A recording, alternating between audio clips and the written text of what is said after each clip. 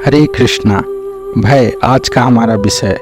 इस पे चर्चा से पहले एक कहानी सुनते हैं। करीब 5000 साल पहले महाराज परीक्षित इस दुनिया का चक्रवर्ती सम्राट थे। एक बार उनको एक ब्राह्मण ने श्राप दिया कि 7 दिन बाद तक्षक सांप के काटने से उनका मृत्यु हो जाएगा। तब उन्होंने सभी ज्ञानी ऋषि मुनियों से पूछा कि जिसका मृत्यु 7 दिन में हो उसको क्या करना चाहिए। सभी ने अपने अपने हिसाब से ज्ञान ध्यान दान तप करके सारे चीज़ें बताई। फिर अंत में सुखदेव गोस्वामी आए। उन्होंने कहा कि महाराज को 7 दिन के लिए भागवत का श्रवण करना चाहिए। इस दुनिया में श्रीमद् भागवतम से श्रेय और कोई वस्तु नहीं है। सिर्फ श्रवण मात्र से ही उनके सारे पाप नष्ट हो जाएगा और वो समस्त भय से मुक्त होकर भगवत धाम को जा पाएंगे। बाकी सभी ऋषि मुनियों ने इससे सर्वसम्मत हुए और फिर शुरू हुआ भागवत सप्ताह ज्ञान यज्ञ का। अगर आज के परिप्रेक्ष्य में इसे देखा जाए तो हम सब लोगों का परिस्थिति और महाराज के में ज़्यादा फर्क नहीं है। मृत्यु का भय हम सभी लोग हर क्षण महसूस करते हैं। मृत्यु कब आ जाए किसी को पता नहीं। अगर मृत्यु के भय को हम लोग अनदेखा भी कर देते हैं तो भी हम अपने जीवन में इतने सारे भय से घिरे हुए हैं कि ये सब हमें जीते हुए भी मारते रहते हैं। आसान शब्दों में कहें तो हर कोई मर मर के जी रहा है। हम अगर हमारे अतीत में देखते हैं तो लगता है कि हमारा बचपन हमारे जीवन का सबसे अच्छा दिन था। लेकिन आजकल के बच्चे तो वो भी नहीं कह सकते, क्योंकि छोटी सी उम्र से ही उनके ऊपर पढ़ाई का बोझ आ जाता है।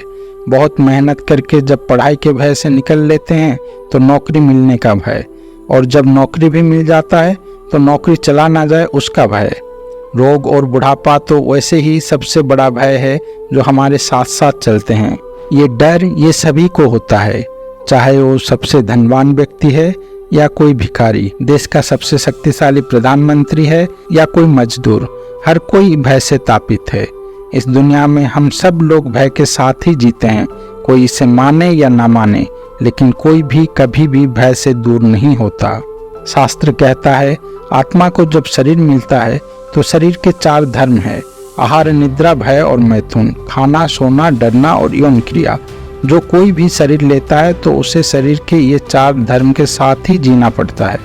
आदमी निरंतर प्रयास कर रहा है कि कैसे वो सुख में जिए, लेकिन अगर भय हमारा शरीर का ही धर्म है तो भला भय के साथ हम कैसे सुख में रह सकते हैं?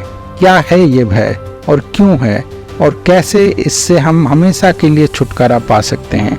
कैसे हम एक जीवन जी सकते हैं बिना डर के, बिना भय के? श्रीमद् गौर गोविंद स्वामी महाराज समझाते हैं। श्रीमद् भागवतम के 3 स्कंद 9वें अध्याय श्लोक संख्या 6 में लिखा है, हे भगवान, इस दुनिया में सभी लोग कई तरह के दुख से तापित हैं।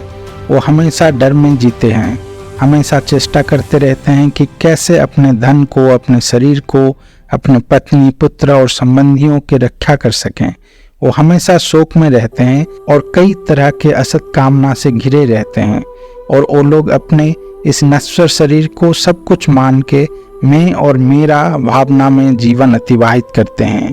ये लोग जब तक आपके अभय चरण कमल का आश्रय नहीं लेंगे तब तक इस दुख से नहीं निकल पाएंगे। तो ये है हमारे भय का कारण और भय से निकलने का उपाय भी। जब तक हम उन भगवान श्री हरि के चरण कमल में पूर्ण शरणागत नहीं होंगे तब तक हमें इस डर के साय में ही रहना पड़ेगा। सप्तम गोस्वामी श्रील भक्ति विनोद ठाकुर लिखते हैं, अशोक अभय अमृते रस्थल तुम्हारा चरण द्वय, तहाँ ते खना विश्राम लैया छाड़िलु भवेर भय। भगवान का चरण कमल एकमात्र ऐसा स्थान है जहाँ भय, दुख और मृत्यु नहीं है। अब मैंने उस चरण कमल के आश्रय ले लिया है और मैं इन तीनों चीज़ों से मुक्त हो गया हूँ। अब हम हमारे चर्चा के मूल में आते हैं, उस कहानी पे। 7 दिन का भागवत श्रवण जब समाप्त हो जाता है, भागवतम के 12वें स्कंद में ये प्रसंग बहुत ही सुंदर दिया हुआ है, आप उसे पढ़ सकते हैं। महाराज परीक्षित कहते हैं, अब हजारों तक्षक को आने दो, मुझे और कोई भय नहीं है। वो सभी भय से मुक्त हो चुके थे, यहाँ तक कि मृत्यु के भय से भी, क्योंकि वो पूरी तरह से शरणागत हो गए थे भगवान श्री कृष्ण के चरण कमल में। अब उनको और किसी भी चीज़ का कोई भी भय नहीं था। हम सभी चाहते हैं कि हमारा मन से भी भय निकल जाए हमेशा के लिए, तो हमें भी भगवान श्री कृष्ण के शरणागत होना पड़ेगा, तन मन और वाक्य से। हरे कृष्णा। अपने प्रश्न और सुझाव कमेंट में ज़रूर दीजिएगा, ताकि हम और अच्छे वीडियो आपके लिए ला सकें जो आपको अपनी भक्ति पथ में सहायक हो। हरे कृष्णा।